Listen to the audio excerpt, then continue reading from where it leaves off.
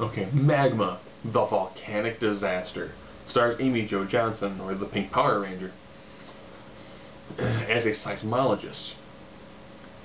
And they had this crazy theory that a bunch of volcanoes are starting to go off because of the amount of damage we're doing topside. So it's kind of the idea of the Earth's at a level of homeostasis.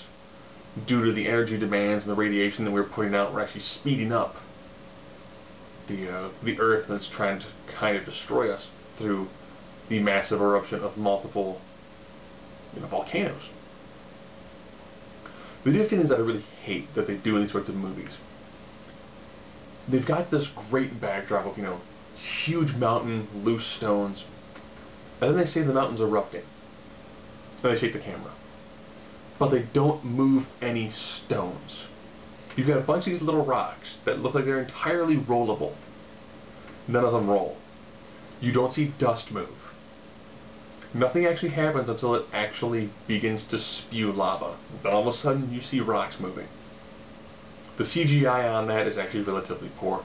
And the idea they have to stop it is to use a nuclear sub and essentially to nuke certain sections in the Ring of Fire, which I want to say that is the Pacific rim of small underwater volcanoes.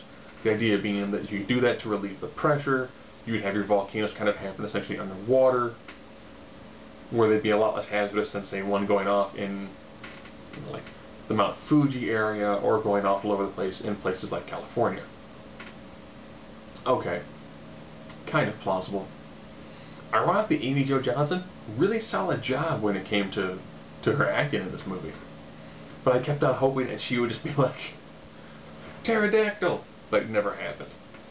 So when it comes to the bizarre flowing lava and magma, things of that nature, I always find it weird when they'll have like a line of trees, and instead of it just going this way, they're showing it as a relatively flat surface, they instead kind of show it like perfectly coning in around the trees and then killing people at a distance.